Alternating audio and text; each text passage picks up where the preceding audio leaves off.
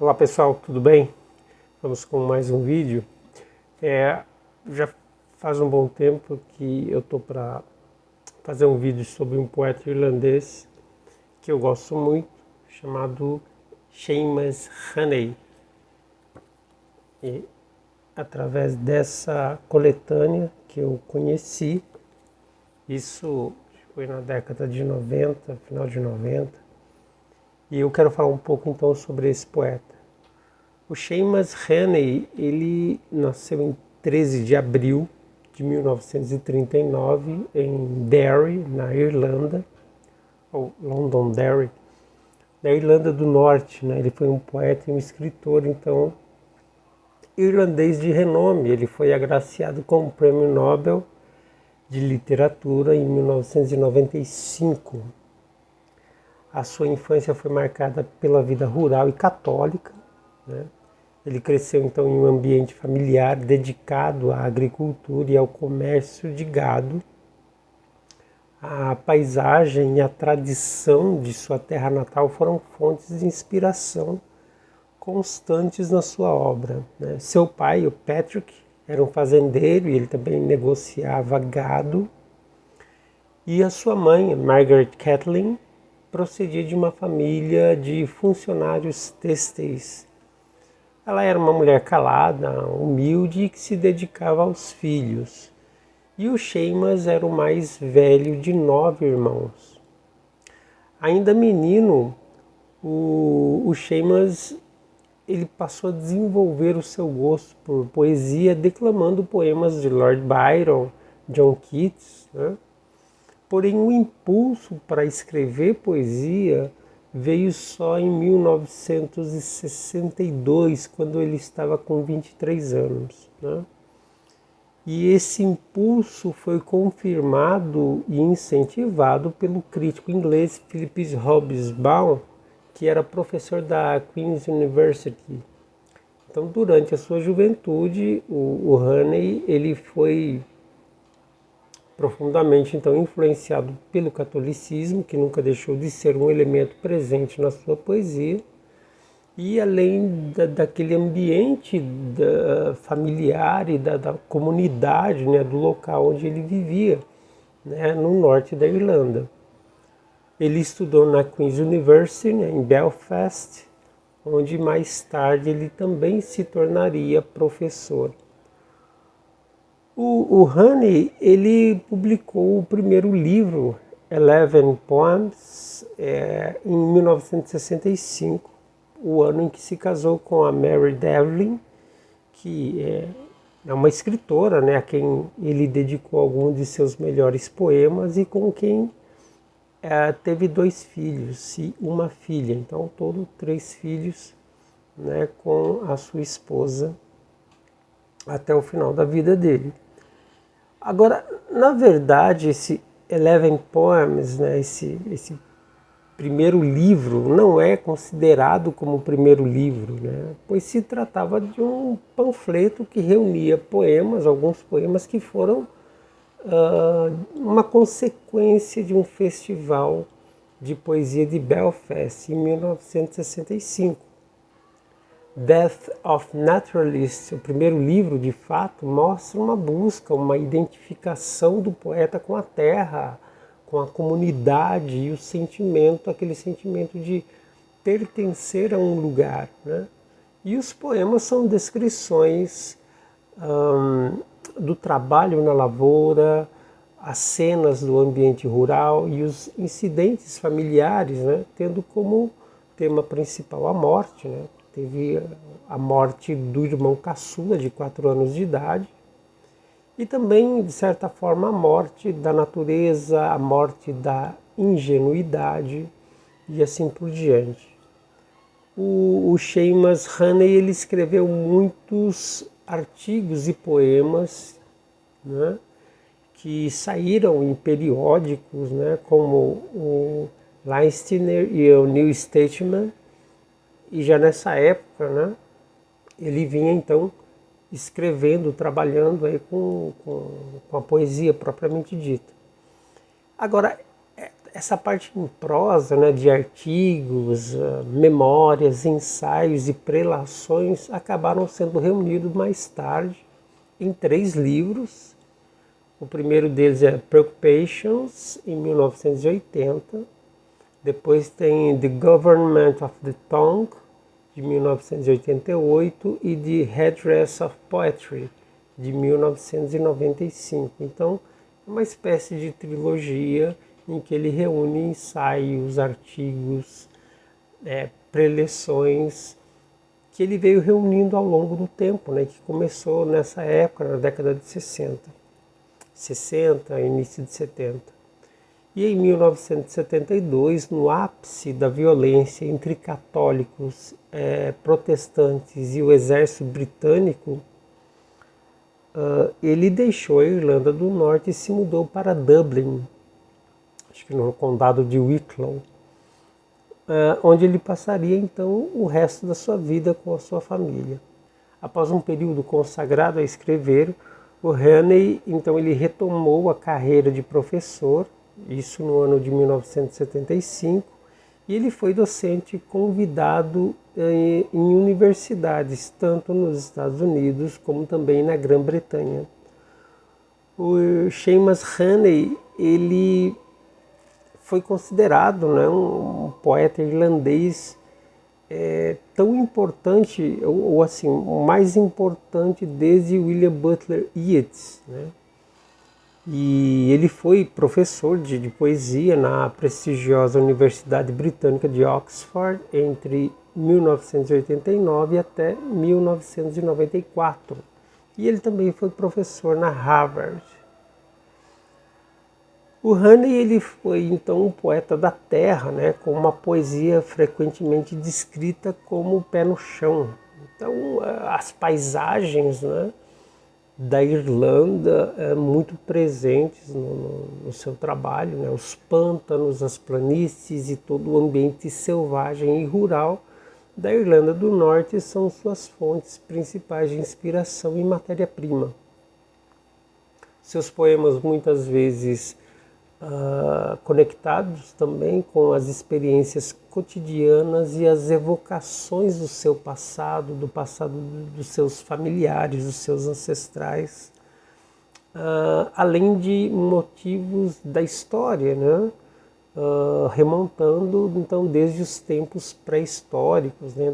daquela Irlanda pré-histórica, né? do povo celta e tudo mais. Então, tem essa questão da mitologia celta também envolvendo aí o trabalho, o interesse do próprio poeta, né? Ele era um homem reservado e muito generoso, né? Entre as suas obras mais conhecidas estão Death of Naturalists, de 1966, North, de 1975 e The Hal Lantern, de 1989. O seu último livro, Rum and Shame, foi publicado em 2010. A sua editora é a Faber Faber.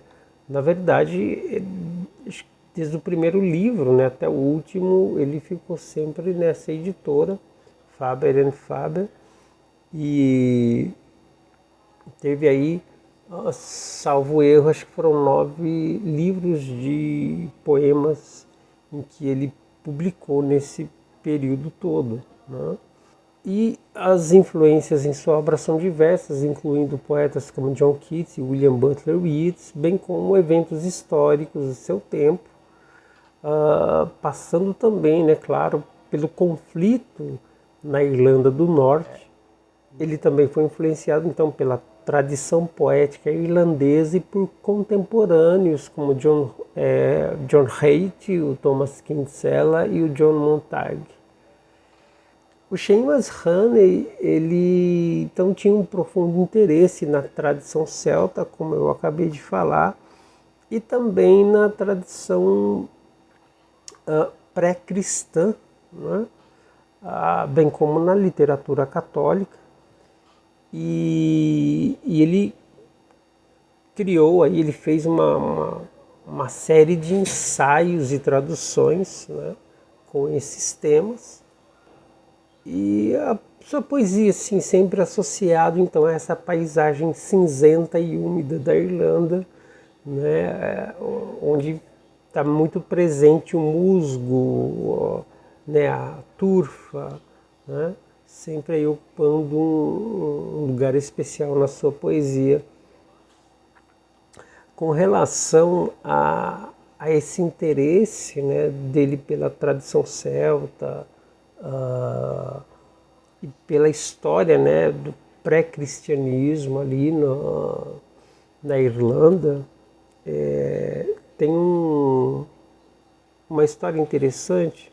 Eu vou até ler aqui, faz parte da introdução desse livro, que é o seguinte: o Shéamus, então, ele se pôs a trabalhar na tradução de um poema medieval irlandês, Baillie Sweeney, literalmente algo como Sandice de Sweeney, que ele concluiria 10 anos depois, né, e publicaria com o título de Sweeney Astray. O poema servia como metáfora da condição de poeta, né, ou do poeta sob pressão. Sweeney conta a história de um rei celta amaldiçoado por um padre católico e condenado a vagar até a morte sob a forma de um pássaro. Sweeney, nas palavras de Seamus Heaney, não só expõe a tensão entre o novo ethos cristão dominante e o temperamento céltico mais antigo e recalcitrante, como também representa o artista deslocado, culpado, purgando-se pela enunciação. Então era possível ler no poema como um aspecto da contenda entre a imaginação criativa livre e as coerções da obrigação doméstica, política e religiosa.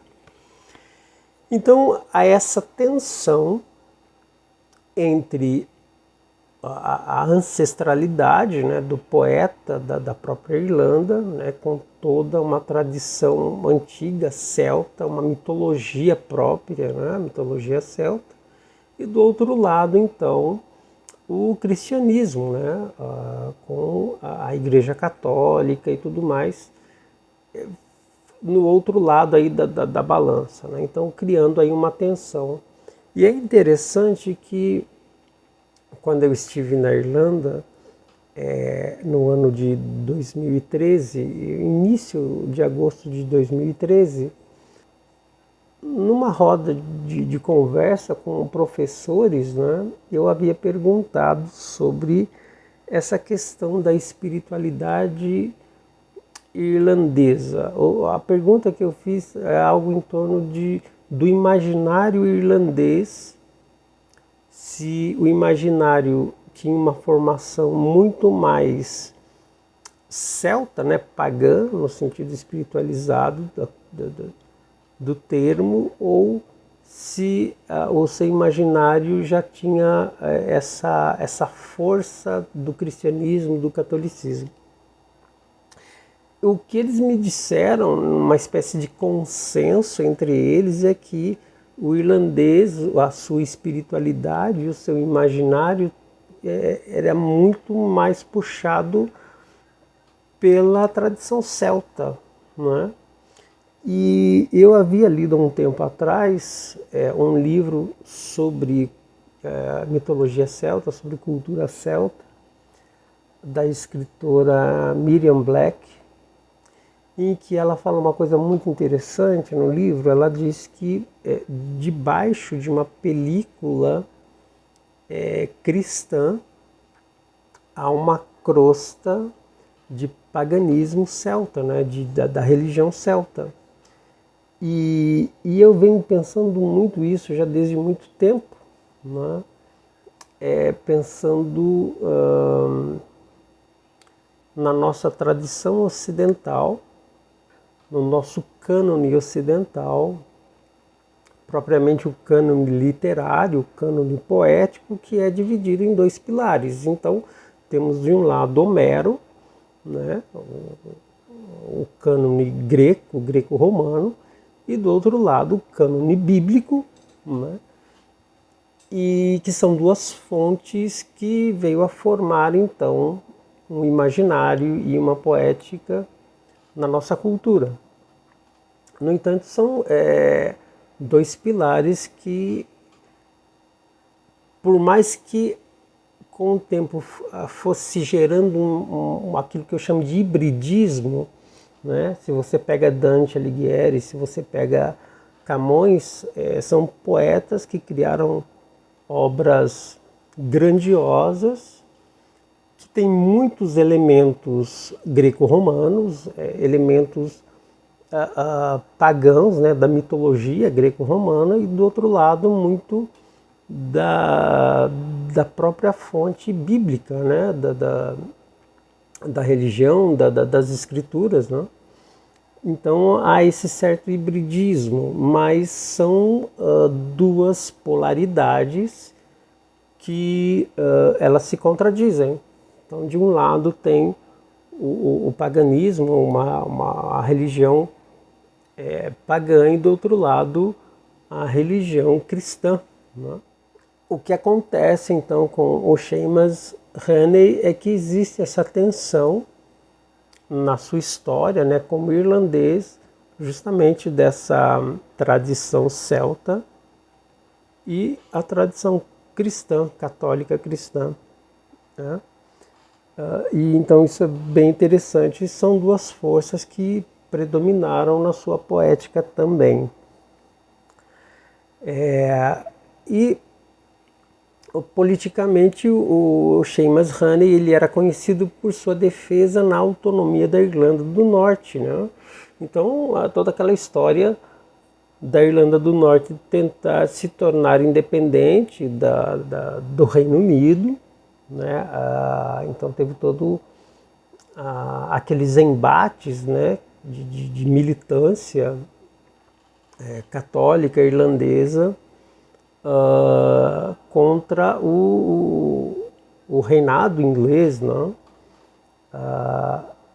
Enfim, tanto que temos duas Irlandas, então tem a República da Irlanda, ou a Irlanda do Sul, que é independente, e a Irlanda do Norte, que ainda faz parte do Reino Unido. Então, a poesia do Seamus também passou a lidar com essas questões políticas, né, da situação política na região onde ele morava, né? Ele morava então na capital da Irlanda do Norte, né, Belfast, que era o centro onde tudo acontecia, né? E bom, ele foi agraciado com o Prêmio Nobel de Literatura no ano de 95. E, como eu disse, considerado aí, né, como um dos grandes, comparado a William Butler Yeats, Bernard Shaw e Samuel Beckett, né?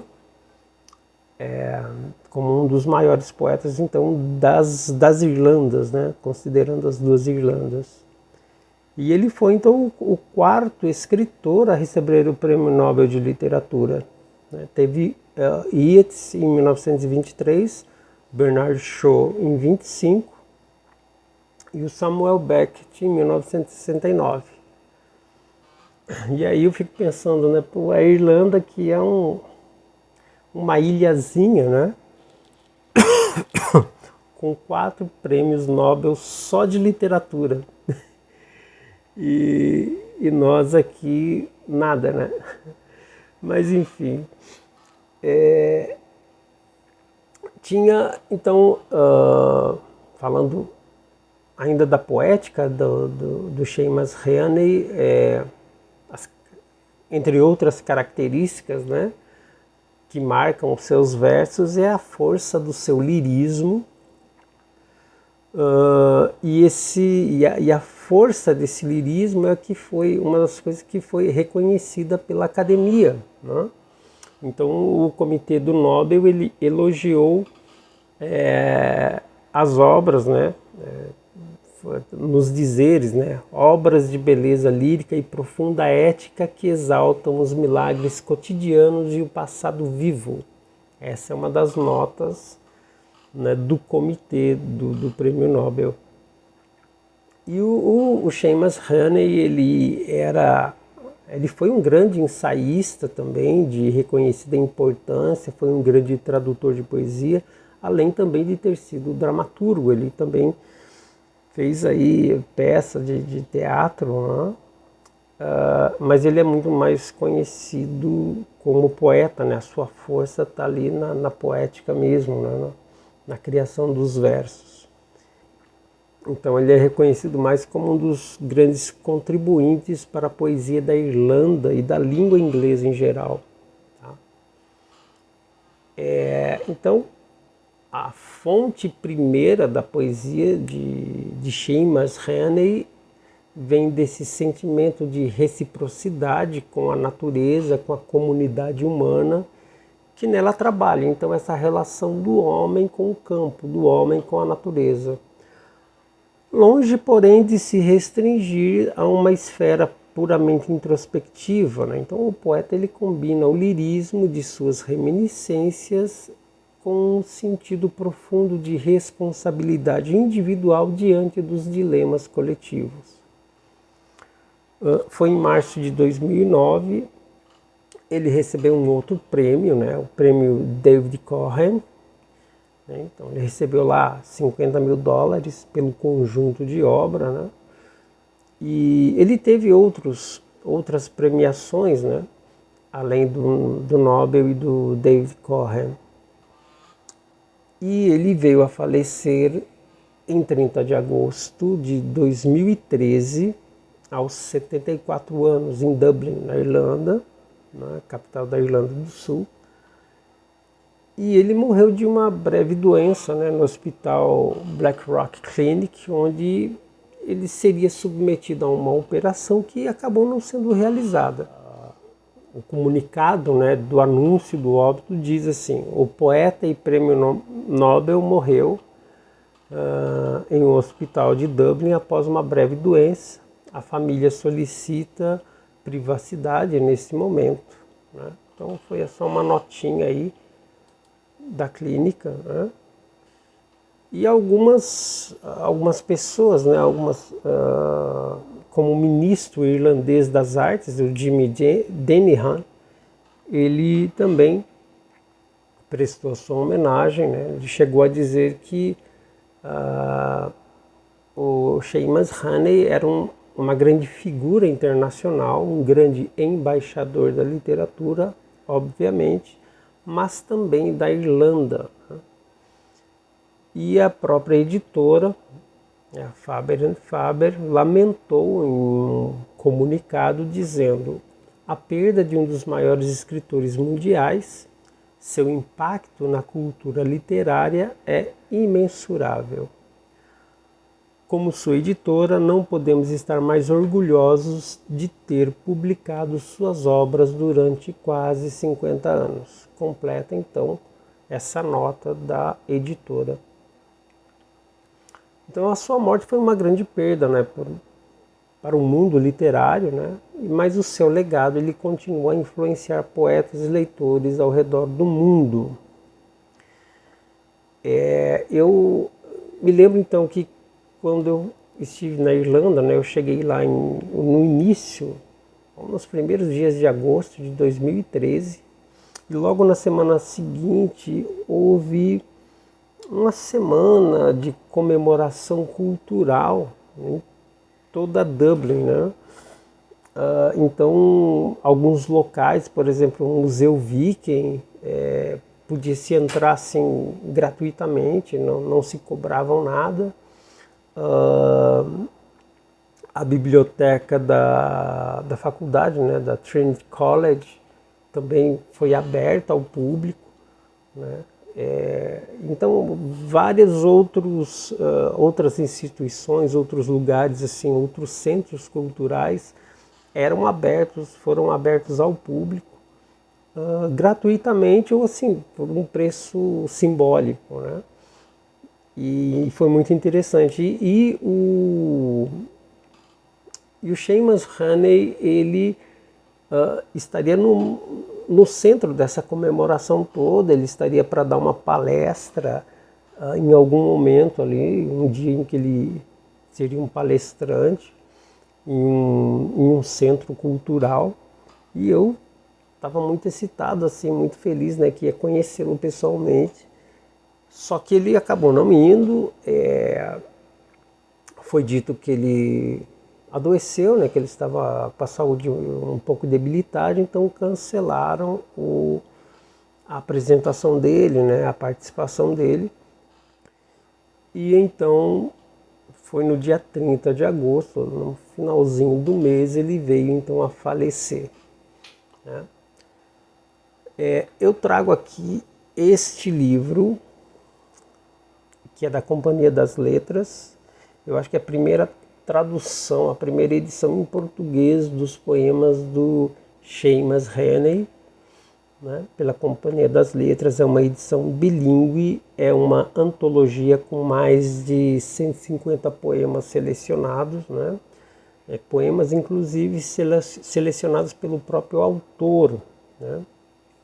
E é um livro muito interessante porque tem uma introdução, tem nota explicativa, né? E então foi traduzido, e essas notas do José Antônio Arantes, né? Ele é o tradutor e organizador dessas notas, né?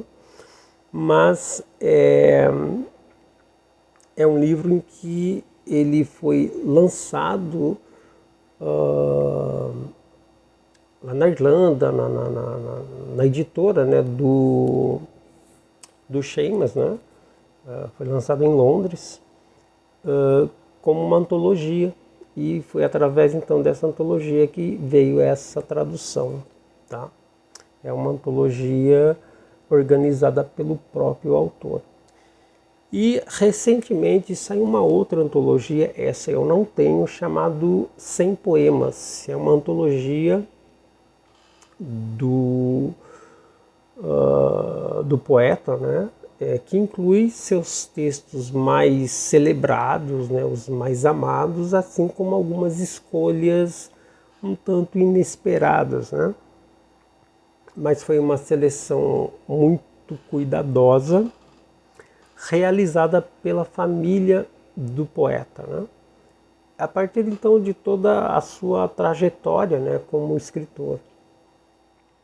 E o próprio Seamus Heaney havia considerado tal antologia, né? Ele já tinha pensado em algo nesse sentido, mas nunca conseguiu terminá-la.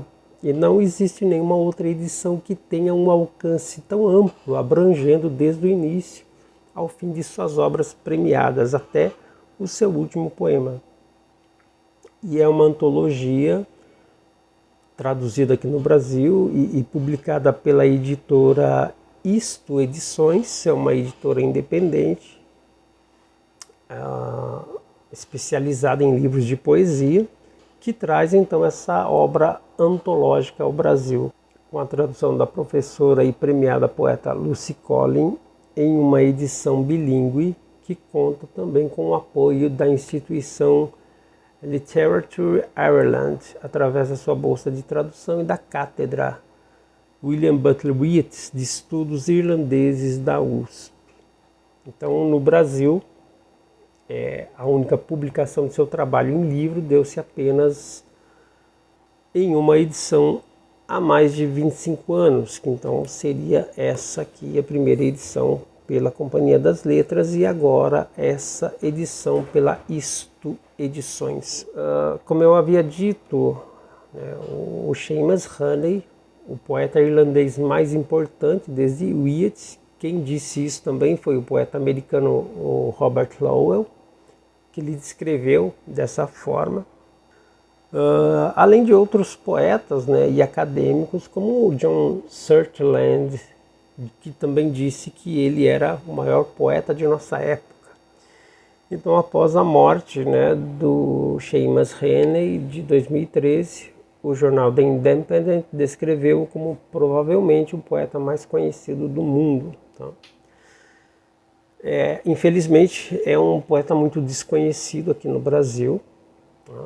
Mas temos aí duas boas antologias, bilíngue, né, que é bem interessante e vale a pena então conhecer. Tá? Então é isso, pessoal. Finalizando o vídeo, peço então que vocês deixem aí o like se vocês gostaram do vídeo, compartilhem, enfim, façam seus comentários, diz se você conhece esse poeta, se já leu algum poema dele, se conhece algum trabalho do Seamus Heaney, ou se não conhece, convido então a conhecer, tá? Vale muito a pena. Mais uma vez, indico para vocês então essa coletânea e essa nova que eu não tenho ela, mas recomendo tanto uma como outra, né? E essa daqui pela Companhia das Letras, é a que eu tenho, é um bom apanhado aí de vários livros do poeta. Para finalizar, eu quero ler um poema deste livro, né, do poeta, que é o primeiro poema do livro, dessa coletânea, que faz parte do primeiro livro dele, né, do primeiro livro do poeta, intitulado Death of Naturalist, que é de 1966, e se chama Digging, ou cavar. Então eu vou fazer o seguinte, eu vou fazer a leitura em português e eu vou colocar, vou colocar aqui o vídeo do próprio poeta fazendo a leitura desse poema no original, tá ok? Então vamos lá. Cavar. Entre o dedo e o dedão a caneta parruda pousa, como uma arma pega. Sob minha janela, um som raspante e claro, quando a pá penetra a crosta de cascalho. Meu pai, cavando, olho para baixo, até seu dorso reteso entre os canteiros, encurvar-se, brotarem 20 anos atrás, dobrando-se em cadências nos batatais, onde estava cavando. A chanca aninhada no rebordo, o cabo alçado contra o joelho interno com firmeza.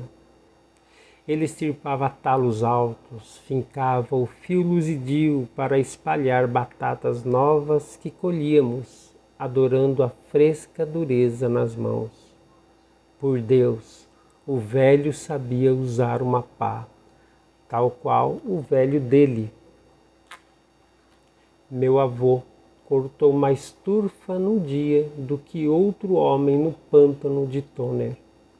Uma vez levei leite numa garrafa, mal rolhada com papel.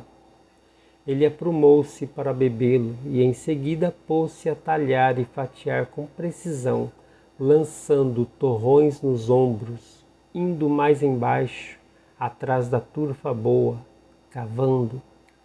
O cheiro frio de barro de batata, o chape e o trape, de turfa empapada, os curtos cortes de um fio, nas raízes vivas despertam em minha cabeça. Mas pá não tenho para seguir homens como eles. Entre o dedo e o dedão a caneta, parruda, pousa, vou cavar com ela. Então é isso, pessoal. Um grande abraço e até mais.